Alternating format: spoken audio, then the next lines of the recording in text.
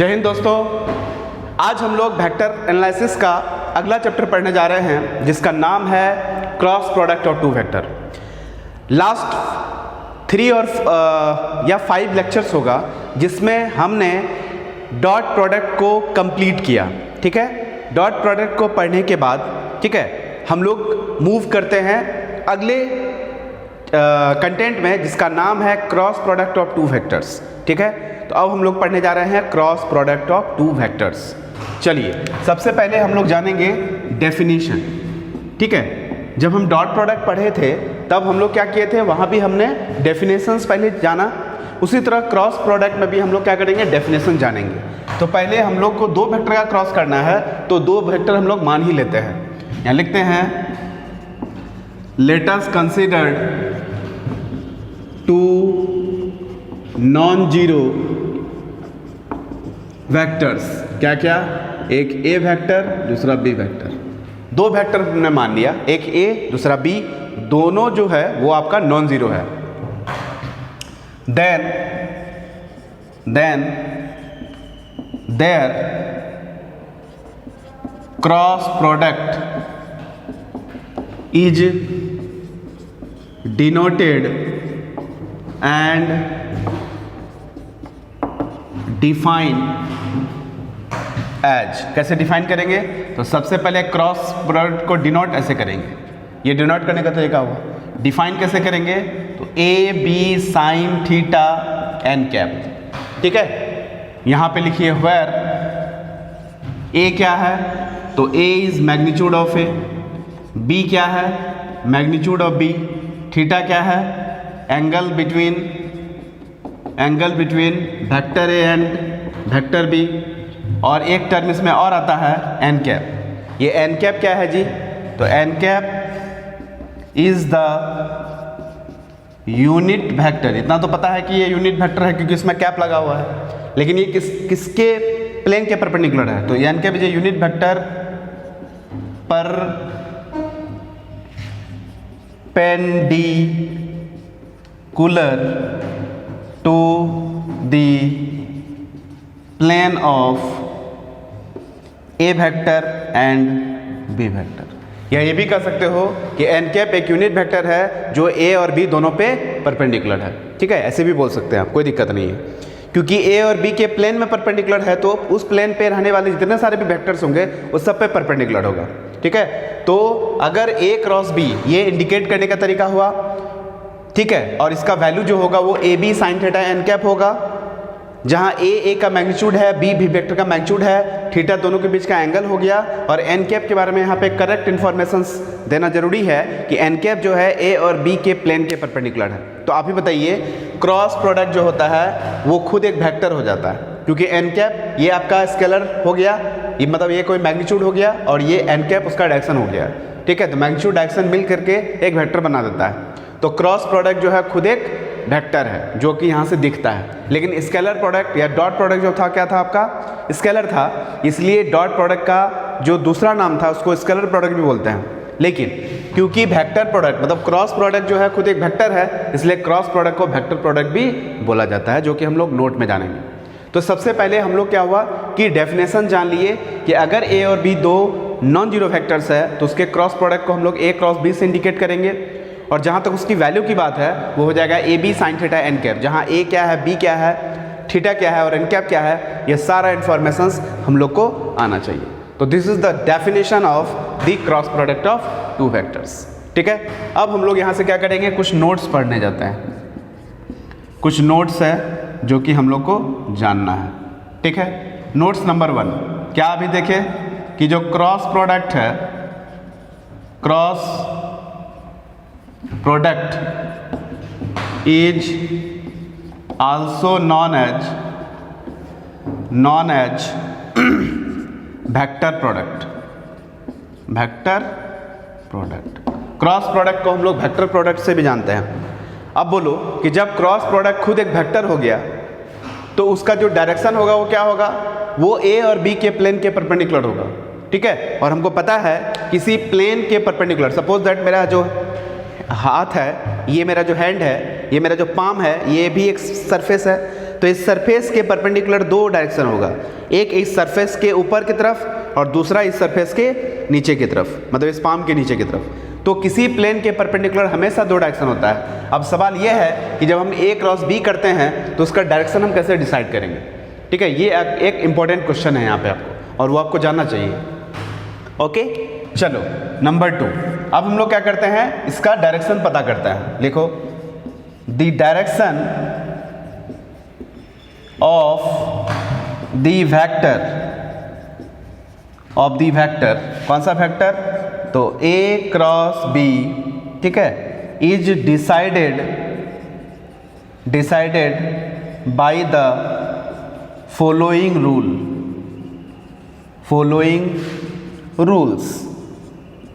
Rules. क्या क्या जी, तो इसमें से एक रूल आपका है राइट हैंड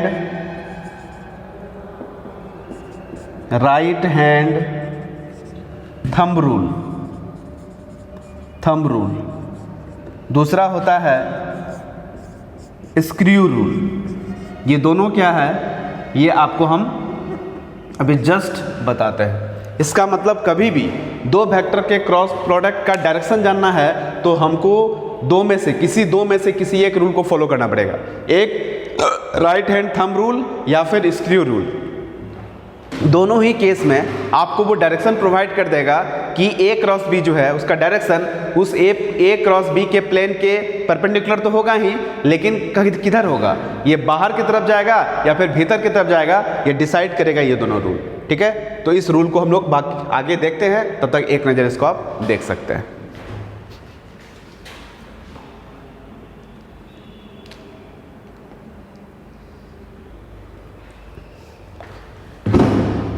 चलो, राइट हैंड थंब रूल का क्या मतलब होता है, this is my right hand, ये पाम हो गया, ठीक है, ये थंब हो गया। क्या करते हैं कि पाम के अलोंग ये जो चारों फिंगर है, इस चारों फिंगर को हम लोग क्या करते हैं, मोड़ते हैं, ठीक है। तो इस चारों फिंगर को हम लोग मोड़ते हैं, या समझ लीजिए कि यहाँ जो है एक घड़ी है, तो घड़ी ये फिंगर जो है ये एक वेक्टर होगा और पाम के तरफ ये दूसरा वेक्टर है, ठीक है। तो फिंगर को पाम के तरफ मोड़ेंगे तो आप बताइए कौन सा डायरेक्शन में घूम रहा है, ये है क्लॉकवाइज डायरेक्शन। तो जैसे ही क्लॉकवाइज डायरेक्शन में घूम रहे हैं तो थंब जो है मेरा देखिए क्या है, बैक पीछे की तरफ जा रहा है। इसका मतलब क्लॉकवाइज मूव करेंगे तो डायरेक्शन जो होगा क्रॉस प्रोडक्ट का वो क्या होगा, वो इनवर्ड हो जाएगा। लेकिन जरा सा गौर कीजिए, अगर आप ये इस फिंगर को, ये चारों फिंगर को पाम की तरफ मोड़ते हैं तो थंब जो है किधर आ रहा है, बाहर की तरफ जा रहा है, तो डायरेक्शन क्या हो जाएगा आपका, बाहर की तरफ जाएगा। स्क्रू रूल याद कीजिए, आपने नट बोल्ट देखा होगा। तो अगर आप क्या करते हैं, एंटी क्लॉकवाइज मूव करते हैं तो गौर कीजिएगा, जो वोल्ट होता है, वो जो नट होता है वो क्या करता है, खुलता है। लेकिन जैसे ही आप क्लॉकवाइज कीजिएगा तो नट क्या होता है, वो बंद होता है। इसका मतलब क्या हुआ कि क्लॉकवाइज इनवर्ड होगा और एंटी क्लॉकवाइज आउटवर्ड हो जाएगा। यही है आपका राइट हैंड थंब रूल या फिर स्क्रू रूल। इसको मैं यहाँ पे डिसाइड कर देता हूँ। जैसे यहाँ ये एक वेक्टर है ए, ये एक वेक्टर है बी, ठीक है। हम ए को बी की तरफ मोड़ रहे हैं, लेकिन डायरेक्शन कौन सा ले रहे हैं, ये डायरेक्शन है आपका, गौर कीजिए, ये कौन सा डायरेक्शन हुआ, ये डायरेक्शन हुआ एंटी क्लॉकवाइज, ठीक है। ये है आपका एंटी क्लॉकवाइज डायरेक्शन। इस केस में ए क्रॉस बी जो है ये आपका ऊपर की तरफ होगा, मतलब बाहर आउटवर्ड हो जाएगा। ए क्रॉस बी कहाँ हुआ, आउटवर्ड हो गया, क्लियर। लेकिन अगर आप ये मान लो ए वेक्टर है, ये मान लो बी वेक्टर है, आप क्या कर रहे हैं, ए क्रॉस बी कर रहे हैं, मतलब आप कौन सा डायरेक्शन यूज कर रहे हैं, आप यूज कर रहे हैं क्लॉकवाइज डायरेक्शन। तो ए क्रॉस बी का डायरेक्शन जो है वो आपका डाउनवर्ड हो जाएगा, ये हो जाएगा डाउनवर्ड, या फिर आप इनवर्ड भी लिख सकते हैं, ठीक है। आउटवर्ड या फिर इनवर्ड एक ही बात है। ये आउटवर्ड होगा या फिर अपवर्ड होगा, ये बाहर की तरफ जा रहा है या अप ऊपर की तरफ जा रहा है, ये डाउनवर्ड मतलब नीचे जा रहा है या फिर इनवर्ड मतलब अंदर की तरफ जा रहा है। तो सीधा सीधी बात है कि अगर आप एंटी क्लॉकवाइज ले रहे हैं तो आउटवर्ड होगा, क्लॉकवाइज ले रहे हैं तो इनवर्ड होगा। तो इन शॉर्ट आप इसी को याद रखिएगा, क्या कि एंटी क्लॉकवाइज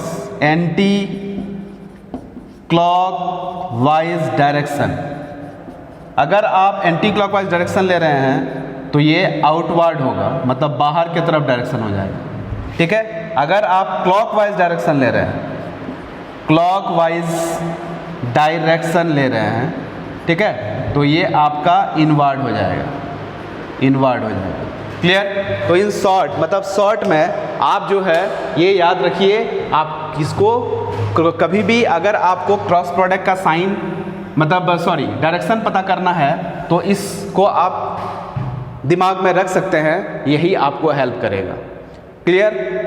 तो क्रॉस प्रोडक्ट को हम लोग वेक्टर प्रोडक्ट से भी जानते हैं, और जहाँ तक वेक्टर की बात है तो डायरेक्शन होगा, डायरेक्शन जो था वो एन कैप था, एन कैप उस प्लेन के परपेंडिकुलर है, बट प्लेन के परपेंडिकुलर हमेशा दो डायरेक्शन होता है, तो डायरेक्शन प्लेन के परपेंडिकुलर है मतलब बाहर की तरफ होगा या भीतर की तरफ होगा, ये डिसाइड करेगा दो रूल, या तो right hand thumb rule use करो या फिर स्क्रू रूल यूज करो। ठीक है, मतलब हम लोग जब दोनों को डिसाइड किए तो हम लोग कंक्लूजन में कहाँ पहुँचते हैं, मेरा कंक्लूजन क्या निकलता है, हम लोग का कंक्लूजन ये निकलता है कि एंटी क्लॉकवाइज मूव करेंगे तो हम लोग जाएंगे बाहर की तरफ, अगर हम क्लॉकवाइज मूव करेंगे तो जाएंगे भीतर की तरफ। ठीक है, this is the conclusion, so this is note number 2, ये नोट नंबर 2 ही था आपका। अब आते हैं नोट नंबर 3, नोट नंबर 3।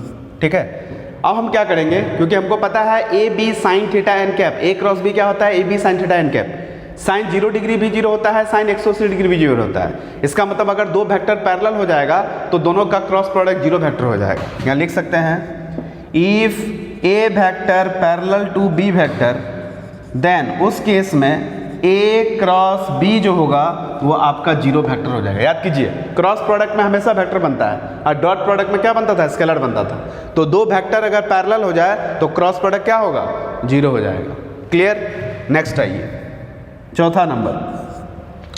अब जरा सा गौर करो, दो वेक्टर में से एक वेक्टर अगर 0 वेक्टर हो जाए तो 0 इंटू समथिंग 0 ही होता है। तो यहाँ लिखेंगे A cross 0 vector is equal to 0 vector, मतलब एक नॉन जीरो वेक्टर को कभी भी एक 0 वेक्टर से मल्टीप्लाई करोगे तो हमेशा आपको क्या मिलेगा, 0 वेक्टर ही मिलेगा। ठीक है, एक नज़र इसको देखिए फिर आगे बात करते हैं।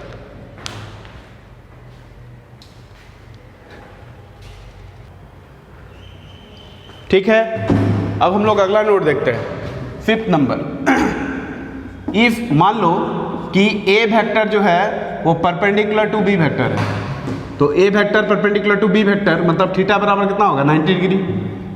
तो इस केस में ए क्रॉस बी जो होगा कितना होगा, a B sine n theta, theta मतलब 90 डिग्री और ये हो जाएगा एन कैप। कहने का मतलब कितना होगा, ए बी और साइन 90 होता है 1 तो हो जाएगा एन कैप। Therefore, उस केस में A क्रॉस B का जो मैग्नीट्यूड होगा वो सीधे ए बी हो जाएगा, क्योंकि एन कैप यूनिट वेक्टर है, इसका मैग्नीट्यूड 1 हो जाएगा। इसलिए यहाँ पे एक कंक्लूजन निकला कि दो वेक्टर अगर आपका परपेंडिकुलर है तो दोनों का क्रॉस प्रोडक्ट का जो मैग्नीट्यूड होता है वो हमेशा दोनों के मैग्नीट्यूड के प्रोडक्ट के बराबर हो जाता है। The magnitude of cross product of two perpendicular vectors is equal to the product of their magnitudes, you can say. ठीक है, अभी ऐसा कर सकते हैं। नेक्स्ट आइए, अगला नंबर आता है।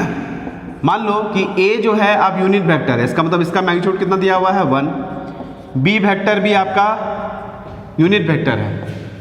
देन उस केस में अगर आप ए क्रॉस बी करते हैं तो आपको ए का यूनिट वेक्टर 1, बी का यूनिट वेक्टर 1, सीधे हो जाएगा यहाँ साइन थीटा, यहाँ हो जाएगा साइन थीटा, यहाँ हो जाएगा एन कैप। क्लियर? चलिए, अगर आप यहाँ पे दोनों यूनिट वेक्टर, क्योंकि ये दोनों यूनिट वेक्टर है इसलिए इन दोनों में कैप लगा सकते हैं, कोई दिक्कत नहीं है। उसका मैग्नीट्यूड जो होगा वो सीधे हो जाएगा साइन थीटा। तो यहाँ से एक फॉर्मूला बन गया कि A cap dot B cap, sorry यहाँ क्रॉस है, A cap cross B cap का मैग्नीट्यूड जो होगा वो साइन थीटा के बराबर हो जाएगा। लेकिन आपको यहाँ पे एक हम राय देंगे, मशवरा देंगे कि आप यहाँ पर कभी भी इस फार्मूला का हेल्प एंगल निकालने में मत करना। क्यों नहीं करना ये भी मैं बताता हूँ। यहाँ लिखेंगे we do not use the above formula to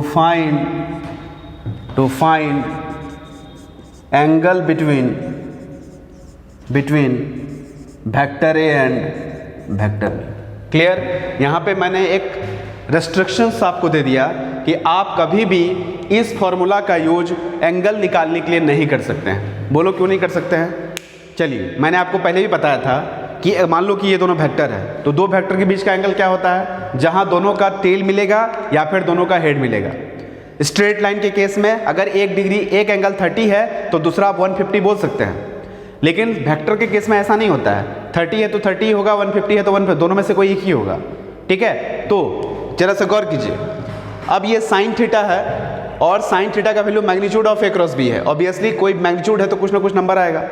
अब ये नंबर पॉजिटिव ही होगा।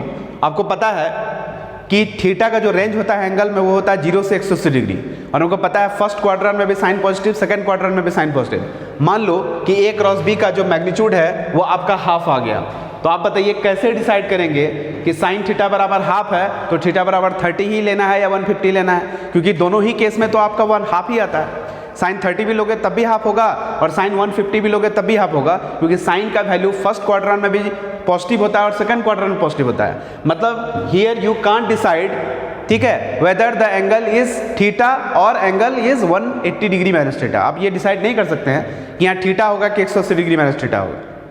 मतलब आपका एंगल फर्स्ट क्वाड्रेंट में है कि सेकंड क्वाड्रेंट में है, ये यहाँ क्लियर इंफॉर्मेशन नहीं देता है। इसीलिए ठीक है, आपको यहाँ पर मैं सजेस्ट करता हूँ कि कभी भी इस फॉर्मूला का यूज आप एंगल निकालने के लिए कतई नहीं करेंगे। ठीक है, this is your kind informations, you can't use this formula to find the angle between two vectors. आप सवाल है कि सर कहाँ से बनाएंगे एंगल, तो ऑब्वियसली डॉट प्रोडक्ट का यूज कीजिए। A cap dot B cap is equal to cos theta होता है, वहाँ से आपको क्लियर पता चल जाएगा कि फर्स्ट क्वाड्रेंट का आंसर है कि सेकंड क्वाड्रेंट का आंसर है। ठीक है, चलिए इतना देखिए, फिर आगे बात करते हैं।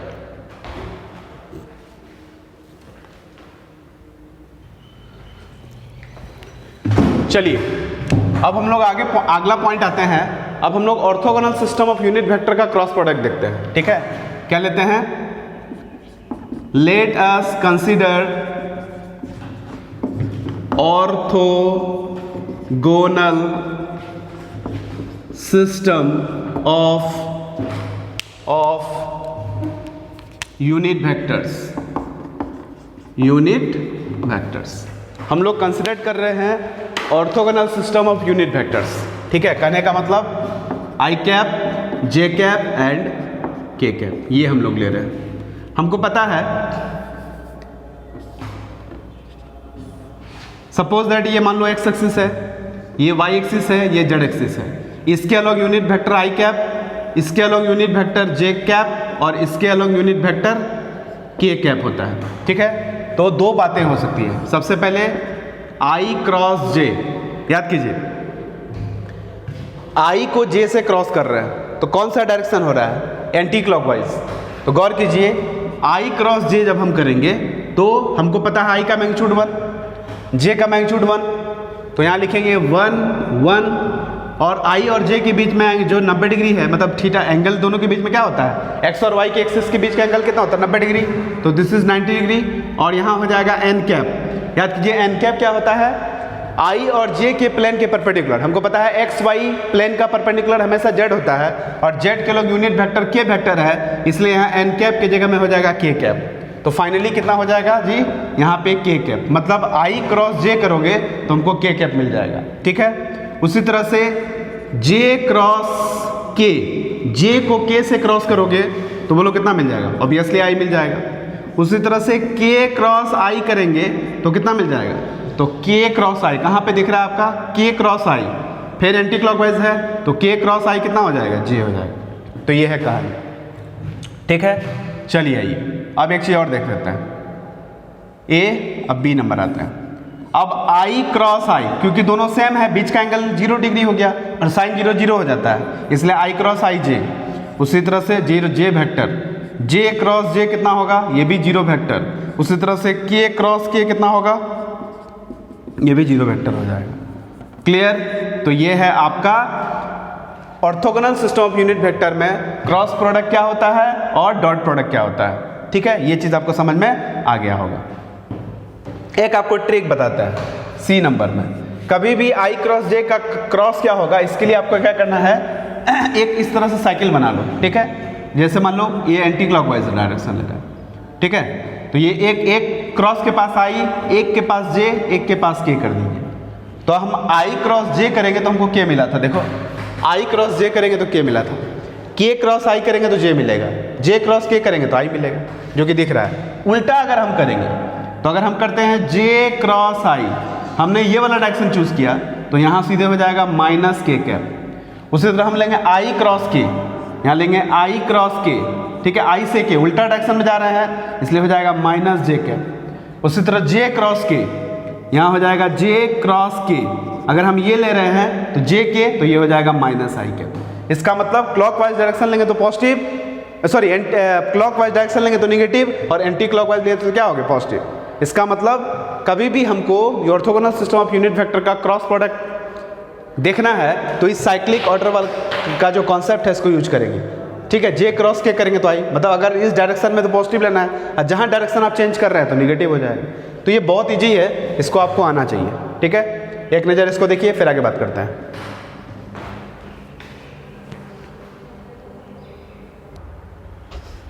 हेलो दोस्तों, अब हम लोग देखने जा रहे हैं properties of cross product of two vector, ठीक है। इसमें पहला प्रॉपर्टी आता है A cross B does not equal to B cross A. याद कीजिए, जिस तरह डॉट प्रोडक्ट में A dot B, B dot A हो जाता था, लेकिन यहाँ नहीं होता। इसका मतलब क्या है, कम्यूटेटिव लॉ को फॉलो नहीं कर रहा है। यहाँ लिखेंगे डज नॉट फॉलो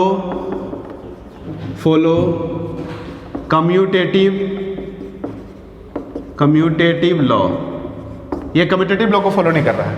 लेकिन हमको पता है कि अगर हम ए क्रॉस बी कर रहे हैं तो minus of B cross a हो जाता है। जहां पे हम ऑर्डर चेंज करेंगे तो साइन बदल जाएगा। इसको बोलते हैं एंटी कम्यूटेटिव, ठीक है। ये एंटी कम्यूटेटिव लॉ को फॉलो करता है, मतलब A cross B is equal to minus of B cross A, मतलब जहां ऑर्डर चेंज कीजिएगा साइन बदल जाता है, ठीक है। चलिए आइए property number 2, A cross B cross C does not equal to A cross B cross C. आपको बताते हैं एसोसिएटिव लॉ को भी फॉलो नहीं करता है। अब ये कैसे होता है ये मैं आपको बाद में दिखाऊंगा, जब मैं cross product of triple product दिखाऊंगा वहां पे आपको दिखाऊंगा कि ये और ये बराबर नहीं होता है। तो यहाँ लिखेंगे नॉट एसोसिएटिव, मतलब एसोसिएटिव लॉ को भी फॉलो नहीं करता है। इसका मतलब ना कम्यूटेटिव को फॉलो किया ना एसोसिएटिव को, लेकिन एंटी कम्यूट हुआ है, ठीक है। चलिए प्रॉपर्टी नंबर 3 चलते हैं। ए क्रॉस बी प्लस या माइनस सी, लेकिन डिस्ट्रीब्यूटिव लॉ को फॉलो करेगा। कहने का मतलब A cross B plus A cross सी हो जाएगा। इसका कौन सा रूल है, ये डिस्ट्रीब्यूटिव लॉ को फॉलो किया है। ना ही कम्यूटेटिव है ना ही एसोसिएटिव है, बट डिस्ट्रीब्यूटिव ऑब्वियसली है आपका। प्रॉपर्टी नंबर 4, के ए वेक्टर क्रॉस बी वेक्टर, इसको लिख सकते हैं ए वेक्टर क्रॉस के बी वेक्टर, या फिर के बाहर कर दीजिए और ये हो जाएगा ए क्रॉस बी वेक्टर, ठीक है। अब के कोई स्केलर है और ये दोनों वेक्टर का क्रॉस प्रोडक्ट वेक्टर स्केलर के बीच में कोई साइन नहीं होता है, कोई साइन नहीं होगा। ये क्या हो गया कि किसी एसोसिएटिव के साथ जो है क्या कर रहा है, एसोसिएटिव के साथ किसी स्केलर के साथ एसोसिएटिव लॉ फॉलो कर रहा है। क्लियर। चलिए, और प्रॉपर्टी नंबर 5 तो हम पहले भी देख चुके हैं कि किसी भी वेक्टर को जीरो वेक्टर के साथ अगर मल्टीप्लाई करोगे तो हमेशा क्या आएगा, जीरो ही आएगा, ठीक है। तो A vector cross zero vector is equal to zero vector. तो ये कुछ इंपॉर्टेंट्स प्रॉपर्टीज़ हैं, ठीक है, ये आपको आना चाहिए और ये अलजेब्रा से रिलेटेड प्रॉपर्टीज़ हैं। ओके, चलिए एक और देखते हैं फिर आगे बात करेंगे।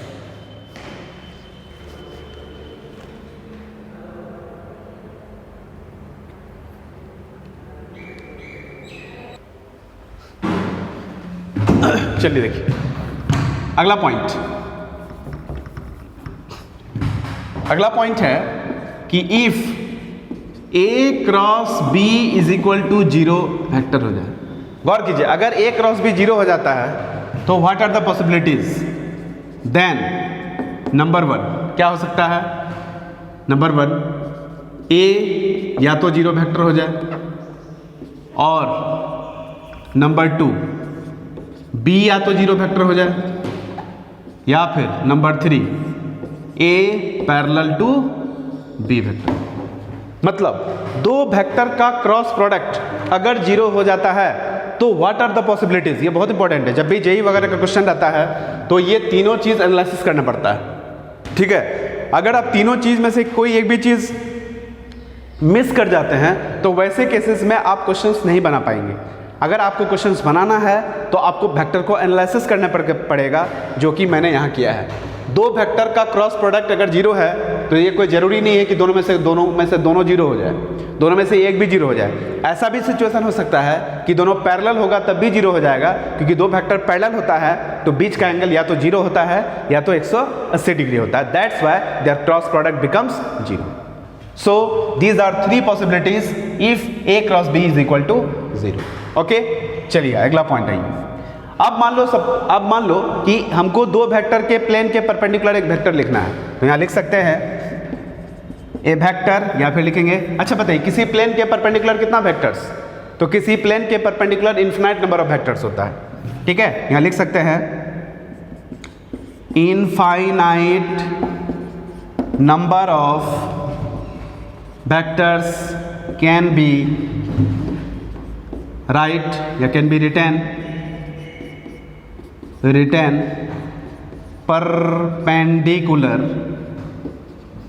perpendicular to the plane of vector A and vector B, ठीक है।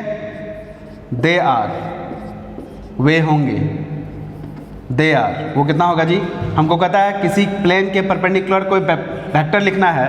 हमको जस्ट पता है कि ए क्रॉस बी लिखते हैं तो क्या मिलता है, एक वेक्टर मिलता है जो ए और बी के प्लेन के परपेंडिकुलर होता है, but that is a particular vector. लेकिन अभी कह रहा है कि इनफाइनाइट नंबर ऑफ वेक्टर्स लिख सकते हैं, तो एक काम कीजिए ना, एक स्केलर से मल्टीप्लाई कर दीजिए, ठीक है। तो लैम्डा यहाँ स्केलर हो गया, तो जितना नया नया स्केलर उतना नया नया वेक्टर, लेकिन हर वो वेक्टर क्या होगा आपका, परपेंडिकुलर हो जाएगा किस पर, ए और बी के प्लेन के परपेंडिकुलर। चलिए अगला पॉइंट है ये, किसी प्लेन के perpendicular infinite number of vectors, लेकिन किसी प्लेन के परपेंडिकुलर दो ही डायरेक्शन होता है, ठीक है। तो यहाँ लिखेंगे there are only two directions, इसका मतलब यूनिट वेक्टर। याद कीजिए डायरेक्शन का मतलब होता है यूनिट वेक्टर्स, ठीक है। तो there are only two directions या टू यूनिट वेक्टर्स, ठीक है, perpendicular to the plane, perpendicular to the plane of a and b, ठीक है, फुल स्टॉप। दे आर, वे होंगे, क्या होंगे, तो इसी यही ना वेक्टर है जो कि प्लेन के परपेंडिकुलर है, तो इसका यूनिट वेक्टर बनाना है, तो हो जाएगा plus minus a cross b divided by a cross b का मैग्नीट्यूड। प्लस माइनस दिखाने का मतलब एक अगर अपवर्ड है तो दूसरा आपका डाउनवर्ड होगा, और यही आपका एक यूनिट वेक्टर है, ठीक है। तो किसी प्लेन के परपेंडिकुलर दो वेक्टर है, उसके प्लेन के परपेंडिकुलर कोई वेक्टर्स लिखने के लिए कहे तो आराम से आप ये लिख सकते हैं, लेकिन उस प्लेन के परपेंडिकुलर कोई यूनिट वेक्टर लिखने के लिए कहे या आपसे पूछे कि डायरेक्शन बताइए, तब उस केस में आपको ये लिखना पड़ेगा। ये बहुत इंपॉर्टेंट है, ये आपको आना चाहिए, ठीक है। चलो एक नज़र इसको देखो, फिर आगे बात करते हैं।